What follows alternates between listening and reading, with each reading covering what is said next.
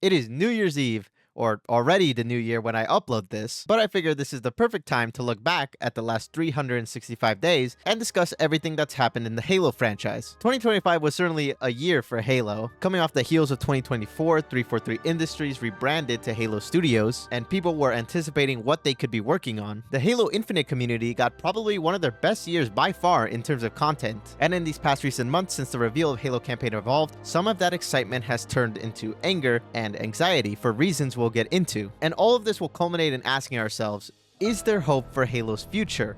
Or should we be worried? The first half of 2025, as I remember, was largely dominated by Infinite content. Keep in mind though, I wasn't too in the loop with the Halo community until much later in the year.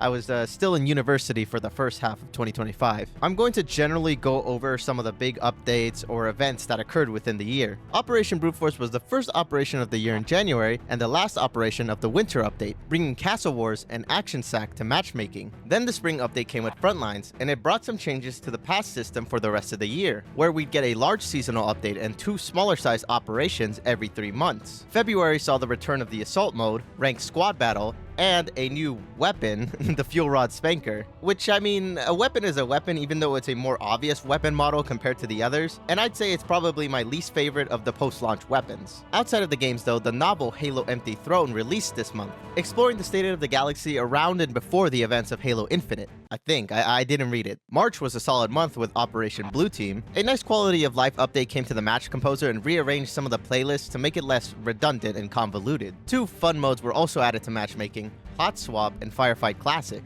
I don't really play Firefight as much as I used to as a kid, but it's nice every once in a while to hop in and just fight waves of banished forces. April, for some reason, just seemed like the Assault update with Operation Forerunner, bringing the mode to Husky Raid with a new map that I just realized I probably have never played before, so that's interesting. Big Team Battle got a refresh update with the Extraction and Assault game modes being implemented, as well as 4 new maps. Ranked got a rotational playlist, 1v1 showdown, and would be a side tournament in the HCS's first major of the year in Arlington, with Optic taking the win. Overall, there was some stuff, but not the most eventful operation for me personally.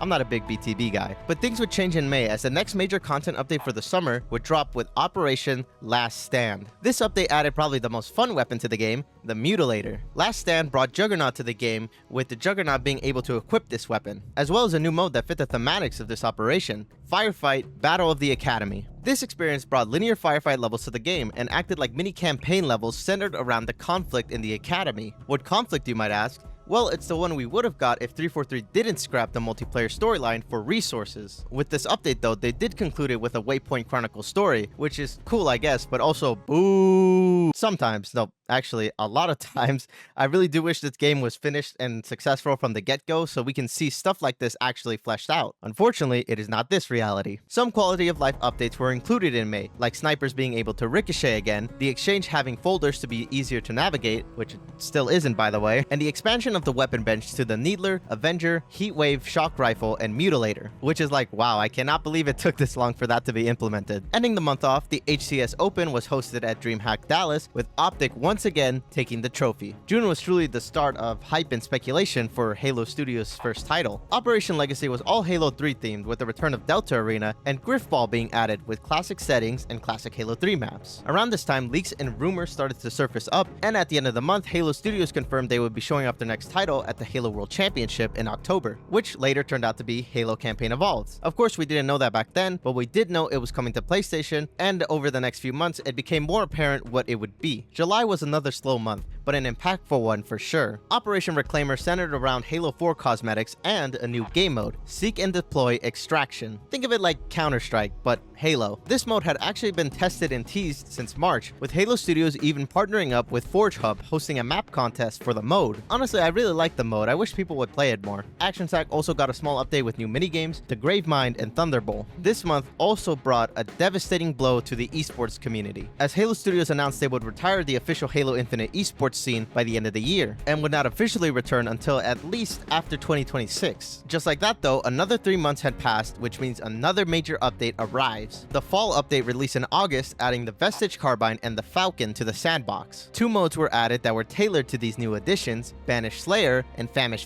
Falcons. The weapon bench got another big update, adding in the Carbine, Mangler, Stalker Rifle, Pulse Carbine, Cinder Shot, Gravity Hammer, Sentinel Beam, Disruptor, Plasma Pistol, and Ravager. The HCS once again returned for the Salt Salt Lake City Major, and this time Shopify won the tournament. Outside of Infinite, Helldivers 2 finally came to Xbox, and we received a legendary collaboration between the ODST and the Helldivers, which was awesome. September brought 2 game modes to Infinite with Operation Warpath, Ranked Legacy for the old heads, and one of my favorite modes return after like 15 years, Invasion. This new version of the mode included a new objective and double the maps of reach, so that's nice. Halo once again had another collab, this time with Fortnite, with the UNSC Spartans rocking the classic red and blue colors. October. This was by far the biggest month of the year for Halo. The final fall operation arrived with Halloween 2, bringing back Survive the Undead and Extermination, along with a squad battle refresh. The final Halo Infinite esports season came to an end this month, with the major in Charlotte and the World Championship in Seattle. Shopify would end up winning both of these tournaments, becoming the 2025 Halo World Champions. In Seattle, the HCS also announced that 2026 will be smaller compared to previous years, but will still support competitions with grassroots partners and both DreamHack Birmingham and Atlanta. Of course, also in Seattle, Halo Campaign Evolved was revealed to the world, and people were able to get their hands on the demo at the event. Depending on where you stand, you might be excited for it or disappointed by it by all the design changes, or you would rather want a new Halo. Regarding the last one, we might know more next year since we received the announcement of Halo Fest, which seems to be focused on celebrating every part of the community, not just esports, and they teased they have surprises they're not ready to share yet. According to their plan, that seems sensible. Release Campaign Evolved in 2026,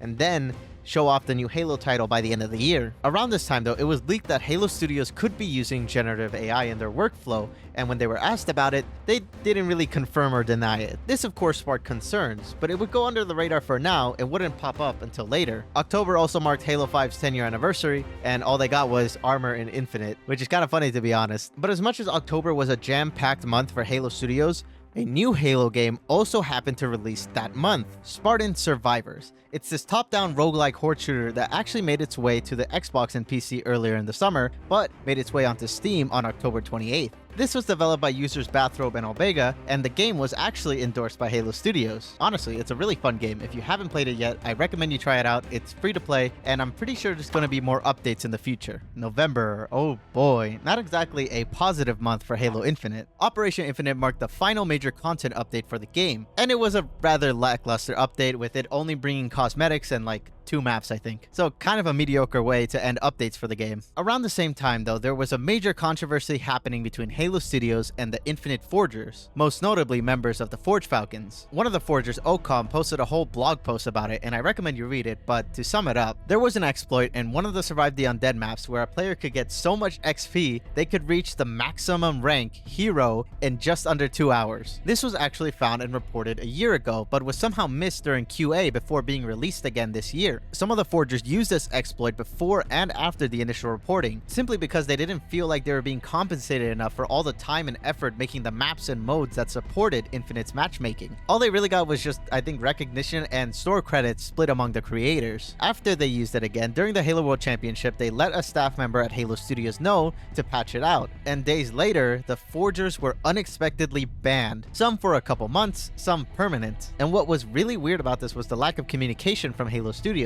with the only thing being a ban appeal response for one of the players. This entire situation was a mess because yes, this was a major XP exploit. 0 to hero in just 2 hours? Really? These Forgers knew about it yet still used it. Of course there's going to be repercussions, but I don't believe there should be permanent bans for this. For one, it's an XP exploit. It's not hindering the abilities of players to enjoy the game, but also it does fall on Halo Studios because this was reported before and was missed by the QA testing. Plus, it shouldn't have gotten to this point where Halo Infinite had to rely on Forge and community-made maps for a majority of its lifespan. At that point, I understand the Forgers' frustrations. They should be paid for this, or at least rewarded more for their efforts. And for Halo Studios to leave them in the dark and not say anything about this is oddly frustrating, because without these people, Infinite would not be in the state it is today. They at least deserve a conversation about it with the studio. We have reached the final month now, December. A pretty mixed bag, but let's start with the positives. The Halo 2 E3 2003 demo had been leaked, and players so far have been messing around and exploring in it. Halo Kart, which is Halo Mario Kart, was released by Distorted Jackal and Addicted to Chaos. Halo 5's Warzone has arrived in Infinite thanks to the Scripters Guild. At Spartan Fest in Mexico, Forger Starkey showed off a script in Halo Infinite Forge that allowed you to control the game's AI,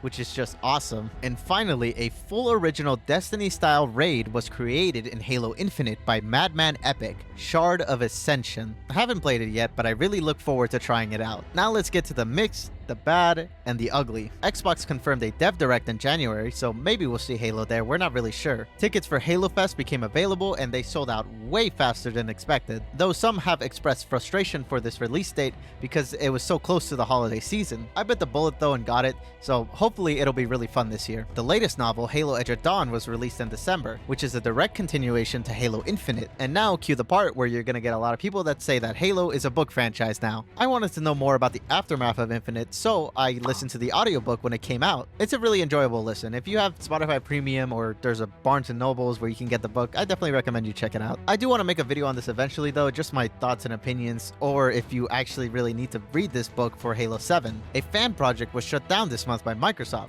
Project Mizraya, which was a Counter-Strike 2 mod that incorporated Halo weapons, maps, and designs to the game, which looked cool. I wanted to try it out, but I can't anymore, so damn you, Microsoft. Speaking of Microsoft, they're a tech company, right? Which means they really like investing into generative AI. Remember, back in October, this was initially reported that Halo Studios could be using Gen AI. Well, more news of it had surfaced in December by the same reporter, Rebs Gaming. As much as I want to talk about this, I really want to take the time to make a video about it, not just Halo Studios' report about it, but also the gaming industry as a whole and what it means for gaming. Because that's what a lot of December's headlines were about. Generative AI in gaming. In the meantime, I do encourage you all to not just read the engagement bait titles, especially Pirate Nation. I do not trust Pirate Nation for a lot of things. I don't even think they credited Rebs initially. Do your own research. And if you're interested in Halo Studios' reported use, watch and listen to Reb's report on the matter. And that goes for any game that reportedly uses Gen AI. 2025 ended with a concerning note for Halo Studios, and it was always going to be an uphill battle for them to win the trust of the Halo community. With some of the latest news and feedback of Campaign Evolved, it does seem like they are repeating similar mistakes or making new ones. As for the future, we as fans, at the very least, should be cautiously optimistic. I should reiterate that Halo Studios is reportedly working on multiple projects, not just Campaign Evolved. But you do have looming threats, like the presence of Gen AI, Xbox making some downright bizarre or bad decisions, and Microsoft being Microsoft. It is also crucial that Halo Studios needs to be a more transparent studio that makes the community feel heard. And hopefully, we will receive more meaningful updates for Halo sometime in 2026. For now though, the community is left to themselves while we wait. But what does that mean for me though? Well, I have been taking it easy for the holiday season, but I'll do what I've always been doing.